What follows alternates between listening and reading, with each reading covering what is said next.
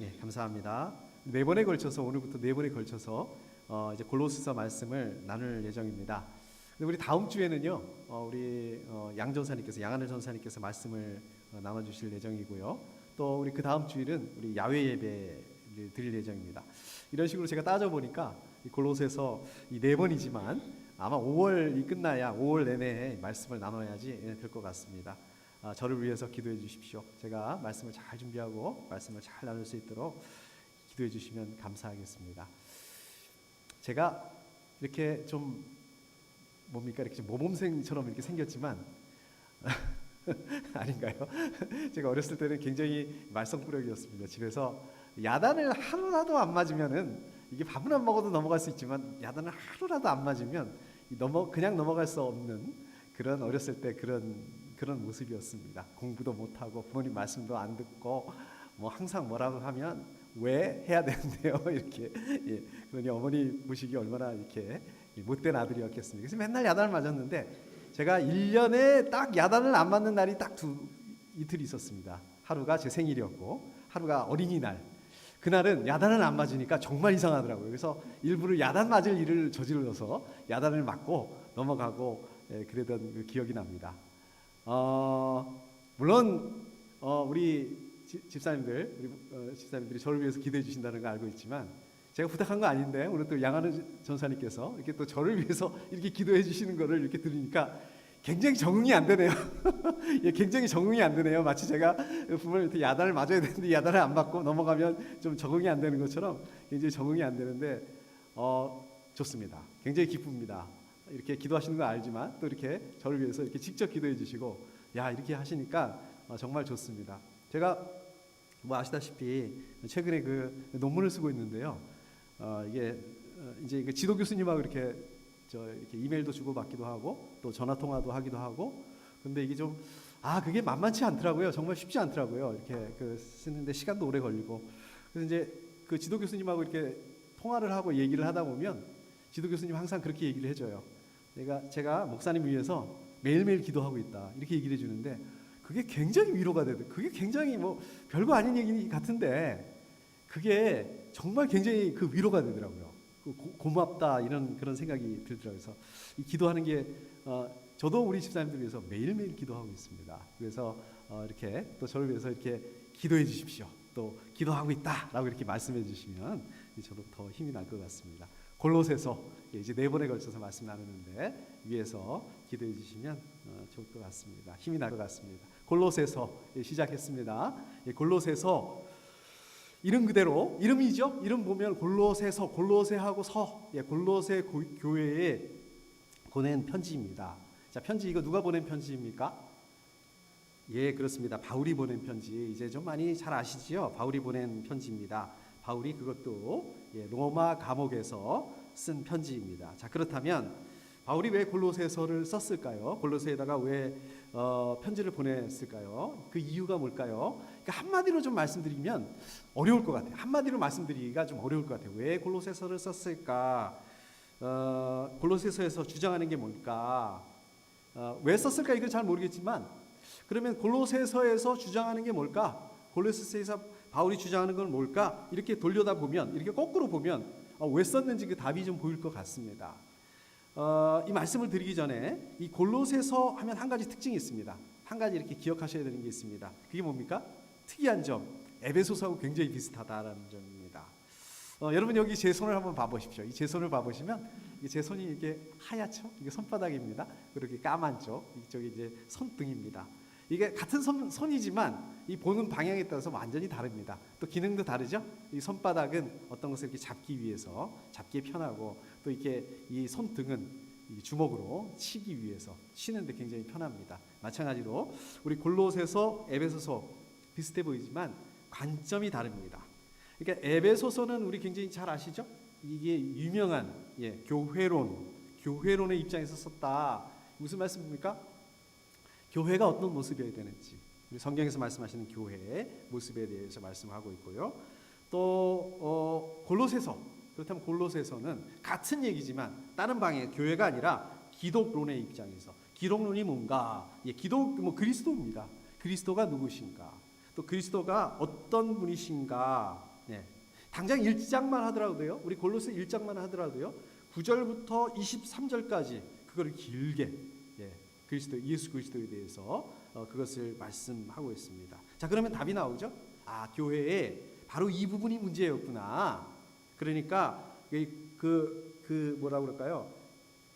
그리스도가 누구신가, 그리스도가 어떤 분이신가, 여기에 대한, 이 교회는 이거를 지금 제대로 모르고 있었구나. 모른다기보다도 이 배경을 보면은요, 골로새 교회에 이단들이 숨어 들어와요. 이단들이 숨어 들어와 가지고 예수 그리스도가 정말 그 만물보다 먼저 계시다는 사실, 하나님 본체라는 사실을 인정하지 않습니다. 그 이단들이. 그리고 하나님의 말씀도 좋지만 이거를 해야 된다. 인간의 철학, 지혜로워야 된다 해서 인간의 철학을 이 사람들은 더 강조해요.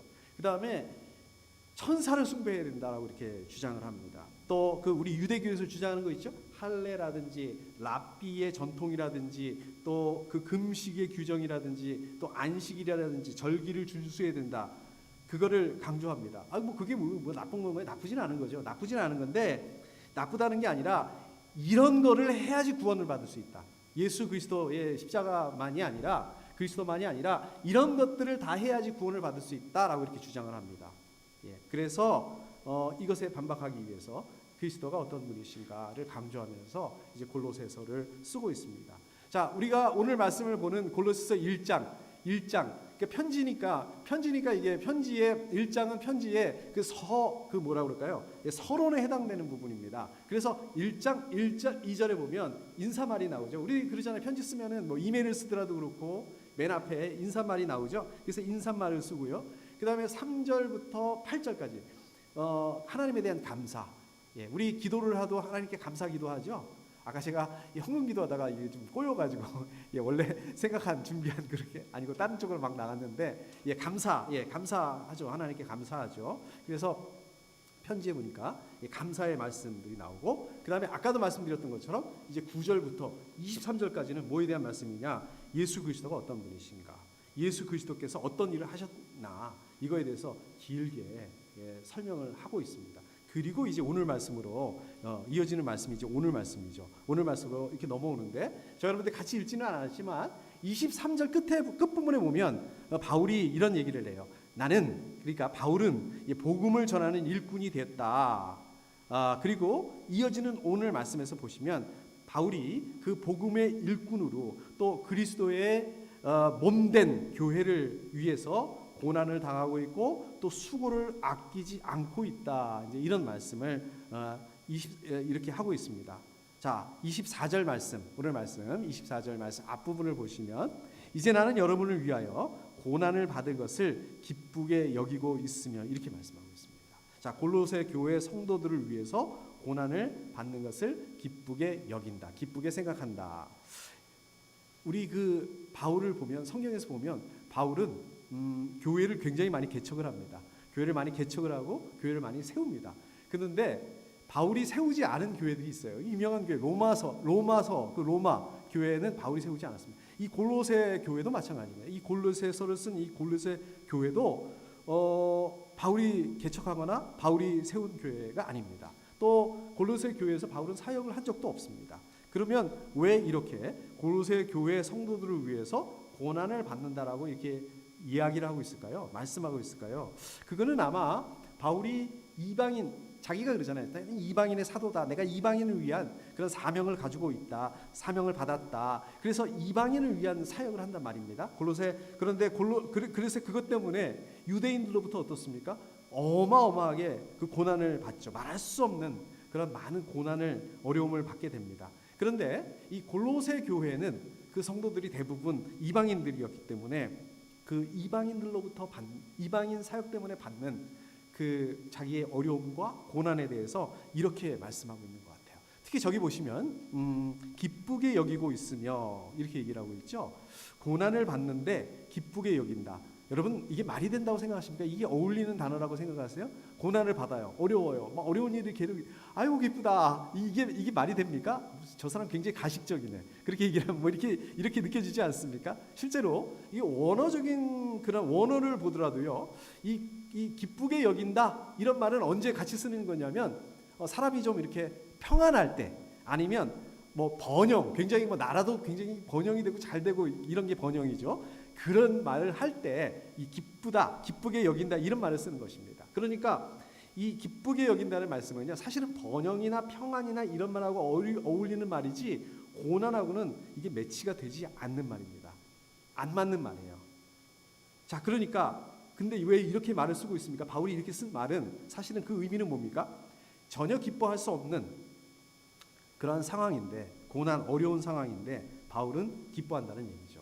자, 어떻게 하면 그럴 수 있을까요? 저희도 그러지 않습니까? 좀 기쁘고 즐거운 일보다는, 오늘 어머니 얘기를 많이 하시는, 어머니가 좀 귀가 근질근질, 저희 어머니 항상 그 얘기를 많이 하셨어요. 아, 힘들다, 아, 어렵다, 왜 이렇게 힘든가, 이런 얘기를 굉장히 많이 하셨어요. 그래서 저는 속으로 그런 생각, 우리 어머니는 굉장히 부정적이구나. 그런데 제가 그 나이를 먹게 되다 보니까 진짜 그 말이 무슨 뜻인지, 그 말을 왜 하셨는지 이런 그거를 좀 알 것 같습니다. 자, 그렇다면 우리도 좀 비법을 좀 배우고 싶습니다. 왜 이렇게 어려움 가운데, 이런 어려움 가운데 어떻게, 왜, 자, 비법이 뭔가, 어떻게 하면 이 고난 가운데 기쁘게 여긴다라고 이렇게 얘기할 수 있을까요? 자, 뭘까요? 바로 예수 그리스도 때문이라는 것입니다. 그리스도 또 있습니다. 이 바울이 기쁘게 여길 수 있었던 것은 예수 그리스도 때문에, 그 다음에 또 그리스도의 복음을 믿고 그 소망을 가지게 된 성도들, 그 성도들을 생각할 때에 바울의 그 마음에 기쁨과 평안이 넘쳐 올랐기 때문이다. 그 다음에 또 아까도 말씀드렸지만 바울은 지금 어떤 상황 가운데 있습니까? 고난, 어려움 가운데 있는데 우리가 생각하는 그런 고난 이 정도가 아니라 지금 감옥에 있는 거예요.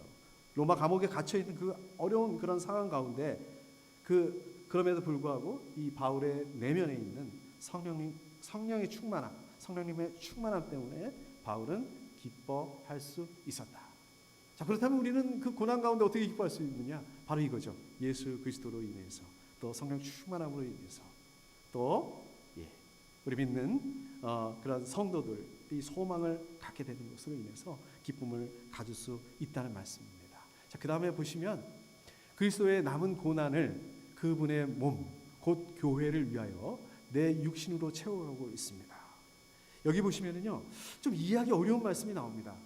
여러분 혹시 전에 이렇게 우리 성경 말씀 읽으실 때 이게 질문이 안 나오셨네요. 네, 이게 좀 궁금하지 않으셨나요? 저는 말씀 준비하다 이게 탁 걸렸습니다.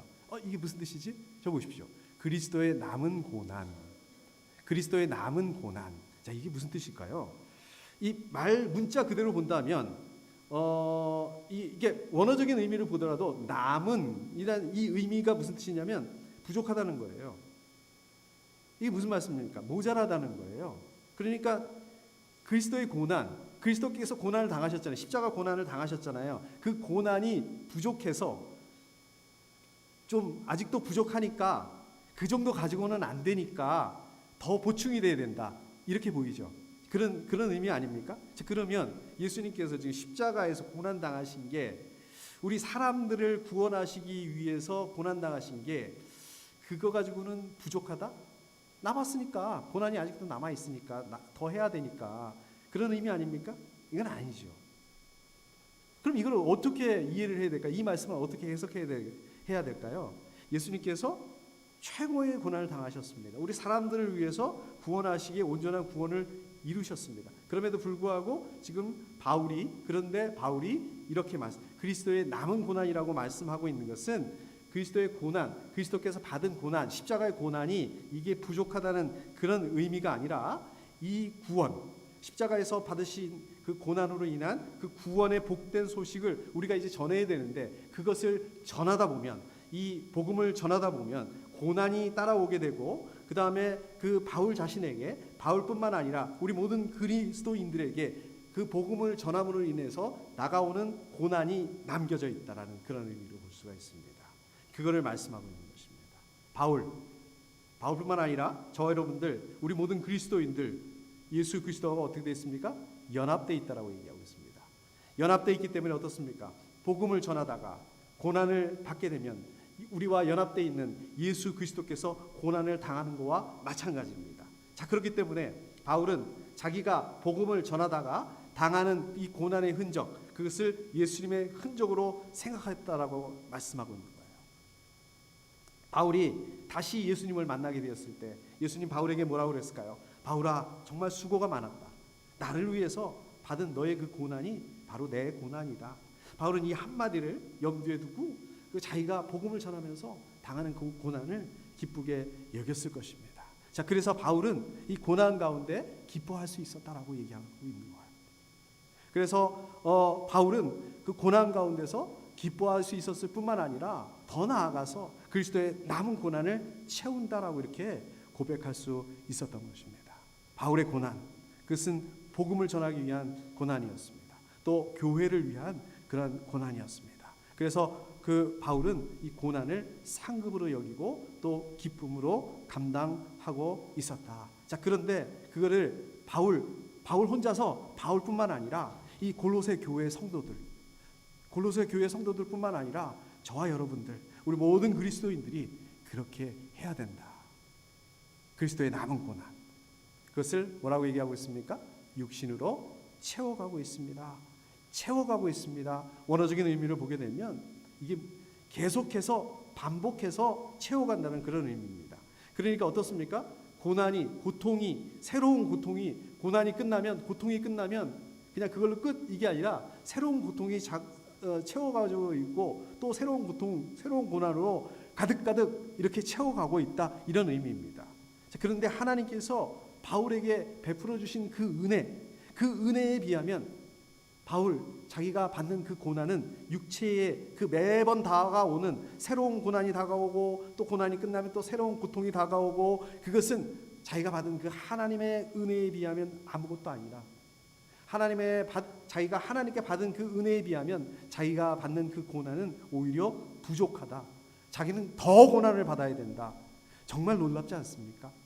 완전히 우리하고 반대의 고백을 하고 있지 않습니까? 대단한 놀라운 고백 아니겠습니까? 빌립보서 2장 8절 9절 말씀에 이렇게 말씀하고 있습니다. 제가 한번 읽어보겠습니다. 자기를 낮추시고 죽기까지 순종하셨으니 곧 십자가에 죽기까지 하셨습니다. 그러므로 하나님께서는 그를 지극히 높이시고 모든 이름 위에 뛰어난 이름을 그에게 주셨습니다. 복음을 위해서 고난을 당하시고 죽으신 예수 그리스도를 하나님께서 어떻게 하셨다고요? 지극히 높이시고 또 영화롭게 하셨다, 이 말씀입니다. 자, 마찬가지로 그리스도의 복음을 위해서 고난을 당함, 그것으로 인해서 그리스도의 그 고난에 동참하는 우리 그리스도인들을 영화롭게 하신다는 말씀입니다. 로마서 8장 17절에 이렇게 말씀하시죠. 그리스도와 함께 영광을 받기 위해서는 그리스도의 그 고난도 함께 받아야 된다.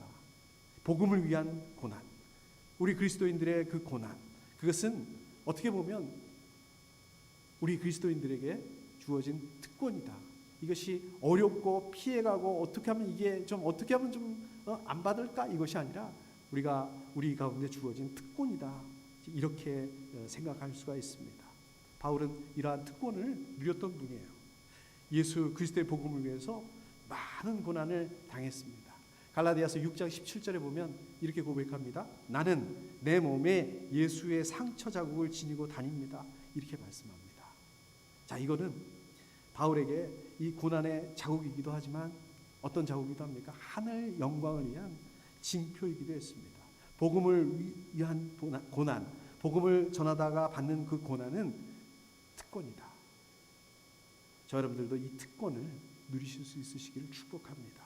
25절 뒷부분에 보시면 내게 맡겨진 사명을 따라 교회의 일꾼이 되었습니다. 여기 보시면 내게 맡겨진 사명에 따라 이렇게 얘기하고 있습니다. 이게 무슨 말씀입니까?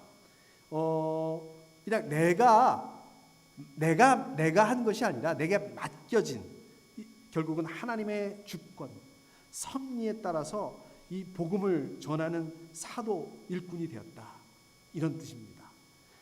하나님께서 일꾼에게 맡겨주신 그 사명이 있습니다. 그리고 그 사명은 하나님의 주권 아래서 결정이 난다는 거예요. 바울이 자기 사명이 자기의 의지, 자기의 뜻, 자기의 그 의도에 따라서 자기가 사명을 받게 된 것이 아니라 그것은 절대적인 하나님의 의지, 주권에 따라서 이루어지게 되는 것이다. 바울이 자기에게 맡겨진 그 복음 전파의 그 사역, 그것에 대해서 최선을 다해서 하나님의 말씀을 완전하게 이루어질 수 있도록 노력하고 있다. 하나님의 말씀. 자, 그렇다면 바울이 전하려고 했던 그 하나님의 말씀이 뭘까요? 26절 말씀에 보면 비밀이라고 얘기하세요. 27절에 보면 그 비밀이 그리스도라고 얘기하고 있습니다. 28절에 보면 그리스도를 전한다라고 얘기하고 있습니다. 결국 바울이 말하는 하나님의 말씀, 그것은 예수 그리스도 안에 있는 충만함, 그것이라는 것을 알 수 있습니다. 예수 그리스도 안에 있는 충만함, 그것은 교회의 일꾼으로 부름받은 이 바울이 목표하고 있는 것이라고 할 수 있습니다. 23절에 보면 복음의 일꾼이라고 얘기를 했다고 그랬죠? 자기가 복음의 일꾼이 되었다. 25절에 보면 교회의 일꾼이 되었다. 이렇게 말씀하고 있습니다. 교회의 일꾼이면서 동시에 복음의 일꾼이 되어야 된다는 그런 말씀입니다. 자, 바울이 복음 전도자로서 삶을 살 수 있었던 것, 그것은 자기 자신을 향한, 바울 자신을 향한 하나님의 계획을 알고 있었기 때문입니다.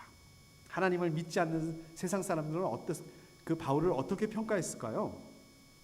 세상 사람들, 하나님을 믿지 않는 사람들의 그 눈높이로 바울을 보게 되면, 바울은 여러분 잘 아시다시피 어떤 배경을 가지고 있었습니까? 이 좋은 가문이었죠. 또 명성도 뛰어난, 그 아주 뛰어난 학식을 가지고 있는, 또 정말 존경받으면서 살 수 있는 그러한 배경을 가진 사람이었습니다. 그런데 그거를 포기하고 복음을 전하겠다.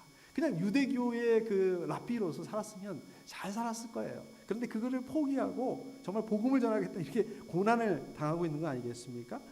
세상적인 눈으로 보면 어떻습니까? 이 어리석은 사람이에요. 바보 같은 사람이에요. 세상적으로 보면 어떻습니까? 이 인정받지 못한 사람입니다. 결국 세상적으로 보면 죄수였습니다.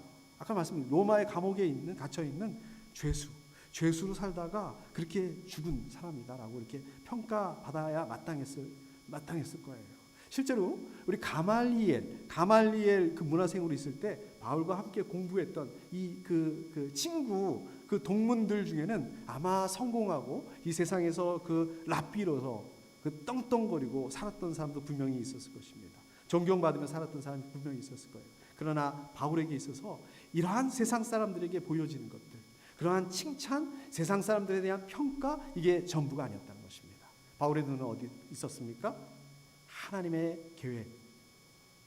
계획에 있었기 때문에, 바울이 하나님의 계획을 알았기 때문에, 바울이 하나님의 칭찬, 하나님의 평가를 생각했기 때문에 바울은 하나님을 전심으로 섬겼을 뿐만 아니라 자기 자신을 향한 하나님의 계획, 그것이 뭡니까?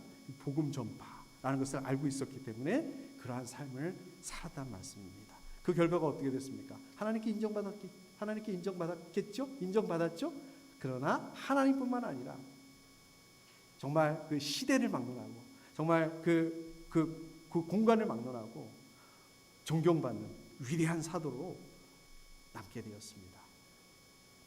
중요한 거, 그것은 하나님의 계획, 그것은 사도 바울과 같은 이런 분들, 또 우리 목사님들, 또 우리 사역자들, 목회자들, 그런 분들뿐만 아니라 우리 모든 그리스도인들, 저 여러분들 포함해서 우리 모든 그리스도인들, 모든 사람들에게 그 하나님의 계획이 있으시다는 거예요. 바울은 이방인들을 위한 그러한 사도로서 살았다고 그랬죠. 그런 사명이 있었던 것처럼 저 여러분들도 어떻습니까? 사명이 있습니다. 직장에서, 또 우리 비즈니스에서, 또 우리 학교에서, 교회에서, 가족 안에서 하나님께서 저 여러분들을 통해서 이루시고자 하는 그러한 일들이 있습니다. 사명이 있으시다는 거예요. 우리 교회 사역도 마찬가지입니다. 우리 요 앞에 계신 우리 김윤미 집사님, 우리 하영학 집사님 어떻습니까? 우리 예배팀을 위해서 수고해 주시고 계시고, 또 섬겨주고 계시고, 또 기도해 주시고 계십니다. 우리 김홍기 집사님, 우리 김미 집사님 어떻습니까? 헌금 위해서, 또 안내를 위해서, 또 우리 정우필 집사님 눈에 보이지 않는데 코디네이터 역할을 하세요.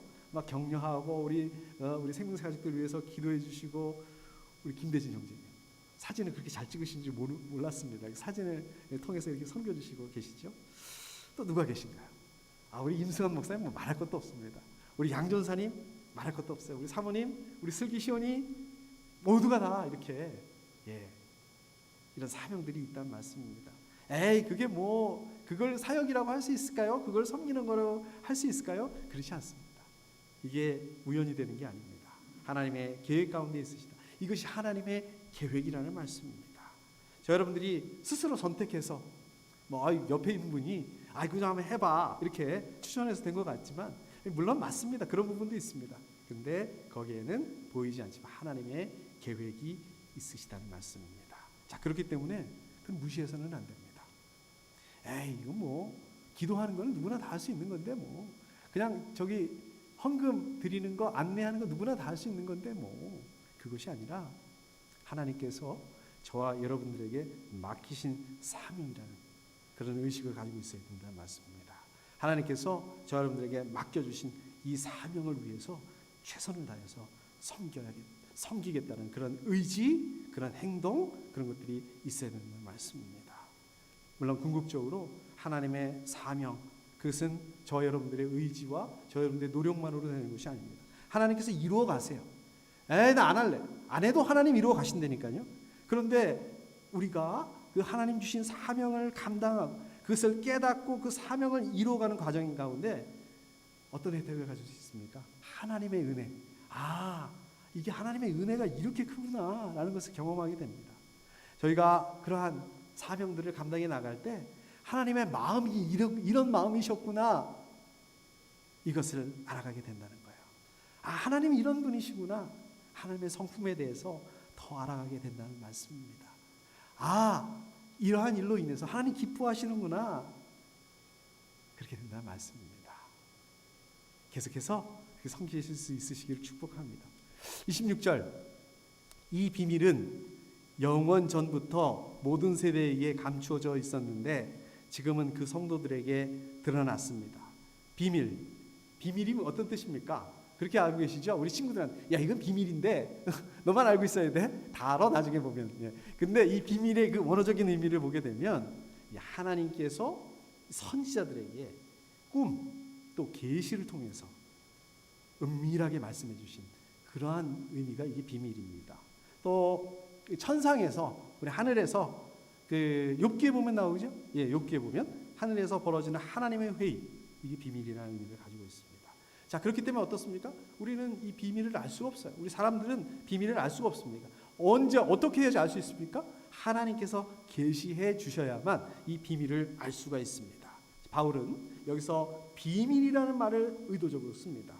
왜 그러냐면 그 당시 그 골로새 교회에 몰래 들어온 이단들이 비밀이라는 말을 써요. 우리가 말이야 비밀을 알고 있는데, 그래서 이 비밀을 마치 그 신비한 영적인 능력을 가지고 있다라고, 자기들은 가지고 있다라고 주장을 해요. 그리고 이 비밀을 알기 위해서는 그 예수님 가지고, 예수 그리스도만 가지고는 안 되고 신비로운 일을 체험을 해야 된다, 그것이 필요하다, 이 이단들이 이렇게 주장을 합니다. 그런데 바울은 그게 아니라 그 비밀이 뭐라고요? 그 비밀 자체가 예수 그리스도다. 예수 그리스도 안에서 드러나는 거다. 자, 그렇기 때문에 예수 그리스도 그분이 바로 하나님의 비밀이다라고 얘기하고 있습니다. 말씀하고 있는 거예요. 비밀은 어떤 특정하게 사람에게만 드러나는 것이 아니라 모든 그리스도인들에게 드러나셨고, 그 비밀이 바로 예수 그리스도 한 분, 그 모든 충만으로 경험할 수 있다라고 말씀하고 있는 것입니다. 27절에 보니까 이 비밀의 영광이 얼마나 풍성한지를 성도들에게 알리려고, 여기 보시면 비밀의 영광이라고 말씀하고 있습니다. 비밀의 영광이 뭘까요? 비밀이 그리스도라고 그랬잖아요. 그리스도의 영광이죠. 그리스도의 구원의 영광입니다. 그리스도의 구원의 영광에 대해서 말씀하고 있는 것입니다. 이 비밀의 영광, 그것은 구원의 영광은 그 전에는, 그리스도 오시기 전에는 이방인들, 고린도 교회 같은 이방인들 참여할 수 없었지만 이제 예수님께서 오셔서 감춰져 있는 그 비밀이, 또 예수님께서 죽으심, 십자가의 죽으심과 또 부활을 통해서 또 성령 강림을 통해서 이제 이방인, 이제 모든 사람들에게, 저와 여러분들에게도 드러나게 됐다는 말씀입니다. 이 이방인들이 자기에게 그 드러난 그 그리스도의 영광을 접하고 또 경험하게 될 때 어떤 일이 일어납니까? 그 삶 속에 있는 이 메마르고 강팍한 그러한 심령이 마치 물된 동산처럼 기쁨으로 가득 차게 될 것이다. 두려움과 걱정과 염려와 근심, 그것이 평강으로 가득하게 될 것이다. 저 여러분들 역시 이 비밀의 영광을 경험하실 수 있으시기를 축복합니다. 28절 말씀에 보시면 이 27절에서 비밀의 영광 그 발견한 바울이 어떠한 삶을 살았는가에 대해서 얘기를 하고 있습니다. 비밀의 영광을 발견했는데 바울이 비밀의 영광을 발견했는데 그래서 어떤 삶을 살았는가? 28절 보니까 이렇게 되어 있습니다. 우리는 이 그리스도를 전합니다. 우리는 모든 사람을 그리스도 안에서 온전한 사람으로 세우기 위하여 모든 사람에게 권하며 지혜를 다하여 모든 사람을 가르칩니다. 자, 여기 보시면 특이한 말이 나오죠. 계속 반복되는 말씀이 뭐가 있습니까? 모든 사람을 그리스도 안에 온전한 사람으로 세우기 위하여 모든 사람에게 권하며 모든 사람을 가르칩니다. 여기 보면 모든 사람을 반복하고 있습니다.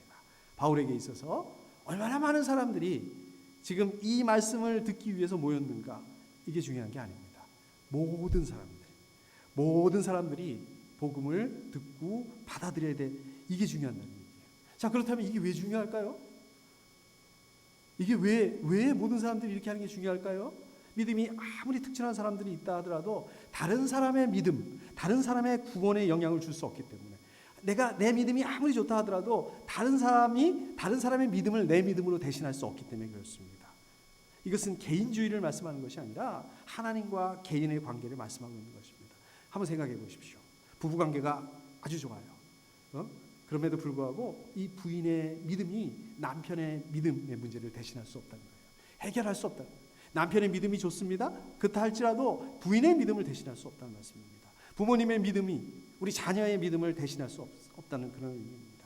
아무리 성숙한 그런 믿음을 가졌다 할지라도 이 연약한 사람을 대신해서 그 사람을 위해서 그 사람의 구원의 문제, 그 사람의 믿음, 신앙의 문제를 대신해 줄 수 없다, 해결해 줄 수 없다. 결국 믿음은 그 개인과 하나님과의 1대1의 관계라는 말씀입니다. 그렇기 때문에 모든 사람이 듣고 믿는 것이 중요하다.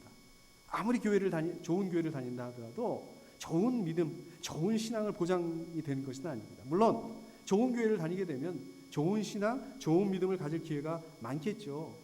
멋지고 아름다운 그런 영적인 예배를 드렸다 한다 할지라도 그것이 믿음의 문제를 해결할 수 있는 것이 아니라는 것입니다. 결국 하나님께서 한 영혼 이게 마주 하실 것이라는 것입니다. 자, 28절이 바울의 삶의 목표라면 29절은 그 목표를 이루기 위한 삶의 원칙입니다. 바울은 이렇게 얘기합니다. 이 일을 위하여 나도 내 속에서 능력으로 작용하는 그분의 활력을 따라 수고하며 애쓰고 있습니다. 바울이 자기 힘과 능력으로 복음을 전하는 것이 아니라 자기 안의 능력으로, 자기 안의 능력, 무슨 능력? 예수 그리스도의 능력으로, 성령의 능력으로, 성령님의 능력으로 수고하고 애쓰고 최선을 다해서 복음을 전하고 있다라고 말씀하고 있습니다. 복음 전하는 사역을 위해서, 교회 사역을 위해서 세미나도 참여하고 어떤 테크닉도 기르고 기술도 배우고 중요합니다. 그런데 더 근본적인 것은 어떤 거라고요? 예수 그리스도, 성령님의 힘, 성령의 능력을 통해서 일하는 거예요. 이를 위해서 기도하는 것입니다. 자, 이거는 우리 목사님들, 우리 사역자들에게만 해당하는 말씀이 아닙니다. 우리 집사님들도 마찬가지예요. 내가 오늘 누구를 만나지? 내가 오늘 무슨 이야기를 할 거지? 내가 오늘 어떻게 할 거지? 그것을 내 의지와 내 힘, 내 능력이 아니라 성령의 힘과 능력으로 해야 된다. 그것을 위해서 기도해야 된다는 말씀입니다. 말씀을 정리하도록 하겠습니다. 지난번에 우리 성경 공부 시간에 아마 얘기를 나눴던 것 같은데요. 제가 그게 생각이 나서 자료를 좀 찾아봤습니다. 자료를 찾아보니까 1866년 9월 2일 우리 그 역사책에도 나와요. 우리 미국 상선이죠. 제너럴 셔먼호라는 그 배가 미국 상선인데요. 이 평양 근처에 대동강으로 이렇게 들어옵니다. 그러니까 이제 이걸 못 들어오게 하려고 조선 군함이 공격을 해요. 그래서 그 미국 상선을 제압을 해요. 그리고 그 배 안에 있던 사람들을 전부 다 이 대동강 모래사장으로 끌어내게 됐습니다. 자, 거기에 이제 27살 영국 출신, 영국에서 온 선교사님이 계신데 저분입니다. 바로 토마스 선교사님. 우리 토마스 선교사님이라고 알고 있죠. 저 토마스 선교사님이 조선에 복음을 전하기 위해서 조선에 복음을 전하겠다고 그런 소망을 가지고 어렵게 조선이라는 나라가 어디 있는지도 모르는 그런 때였으니까요. 그렇게 기도하고 그렇게 준비하고 노력하고 왔습니다. 그런데 어떻습니까? 정작 복음을 한마디도 전해보지도 못하고 그 대동강 모래사장에서 참수형을 당했죠. 목이 잘렸단 말씀입니다. 목이 잘려가지고 순교를 당하고 말았습니다. 자, 그런데 순교를 당하기 직전에 자기를 이렇게 죽이려고 하는 그 조선 군인에게 성경책을 줬다고 그러죠. 그 당시에는 이 종이가 귀했기 때문에 성경책을 이렇게 그 군인이, 조선 군인이 받아가지고 그거를 가져가서 그 방에 벽지로 사용을 했다고 합니다. 근데 그분 중에 한 분, 이 박영식이라는 분이 그런 분이 있는데, 이분이 우리 한국 기독교 역사에 정말 길이 남을 교회 개척자가 되었다고 합니다. 또 이 토마스 선교사를 직접 그 참수했던 이 박춘권이라는 분이 계신데, 이분이 나중에 그리스도인이 돼서 이 평양교회 장로님이 됐다고 합니다. 우리 세상 사람들의 눈으로 보면 어떻습니까? 이 토마스 선교사님 무모해 보이죠. 그냥 아무 의미가 없죠. 이 젊은 사람이 참 27 꽃다운 나이에 참 이게 참 타국 이국에서 이 복음을 한마디도 전해보지도 못하고 어이없이 참 죽었다, 이렇게 볼 수 있지만 하나님께서 그 죽음을 사용하셨다는 것입니다. 하나님의 미랄이 썩어져서 많은 열매를 내는 것처럼 이 복음의 문을 열어주시고 또 부흥의 역사가 일어나게 합니다. 실제로 1907년에 평양 대부흥이 일어나죠. 운동이 일어나죠. 그리고 어떻습니까? 그 당시만 해도 그리스도인들이 단 한 명도 없었던 그 우리나라에 복음이 전파되게 되는 놀라운 역사가 일어납니다. 덕분에 저 여러분들도 이렇게 하나님을 믿고 이 자리에 있는 거 아니겠습니까? 이게 바로 바울이 의지했던 예수 그리스도의 능력입니다. 이것이 바로 성령님의 능력입니다. 우리 토마스 선교사님께서 우리 한국에 조선의 문이, 복음의 문이 열리고 또 한국에 이렇게 복음의 부흥이 일어나는 거, 그래서 눈으로 보지 못했죠. 그러나 하나님께서 이 토마스 선교사의 순종을 통해서 우리나라에 놀라운 그러한 일을 행하셨습니다. 마찬가지로 아까 바울이 말한 그리스도의 남은 고난을 채우려고 노력한다라고 얘기를 하고 있지 않습니까? 이 그리스도의 남은 고난을 채우려고 노력하는 저와 여러분들, 우리 그리스도인들의 그 수고와 노력, 성경을 통해서 하나님께서 역사하시는데, 그것은 우리가 생각할 수 없는, 토마스 선교사가 그것을 생각할 수 있었을까요? 정말 복음이 하나도 없는 그리스도인이, 하나님을 믿는 사람이 하나도 없는 땅에 정말 지금처럼 이렇게 많은 사람이 복음을 듣고 그리스도인이 생길 것이다, 이렇게 생각을 할 수가 있었을까요? 그러나 정말 우리가 생각할 수도 없는 놀라운 계획을 하나님께서 이루셨다는 말씀입니다. 바울처럼, 우리 또 토마스 선교사님처럼 우리 그리스도인들, 저 여러분들, 이 그리스도의 남은 고난을 우리가 채울 때에 놀라운 그런 복음 전파, 놀라운 하나님의 역사가 일어나게 됩니다. 이미 임한 하나님의 나라가 드러나는 그런 역사가 일어나게 됩니다. 저 여러분들이 이 그리스도의 남은 고난을 채우게 되면, 자, 그러면 어떤 일이 일어나게 되느냐? 그럴 때 그리스도의 영광에 참여하게 된다. 그리고 비밀의 영광에 참여하게 된다는 말씀입니다. 우리의 시선을 들어서 그냥 지금 이 상황, 이 어려운 환경, 우리 이게 잘 되어야 되는데 뿐만 아니라 우리의 영적인 눈을 들어서 그리스도의 영광, 비밀의 영광을 바라보실 수 있으시기를 축복합니다. 우리 함께 기도하겠습니다.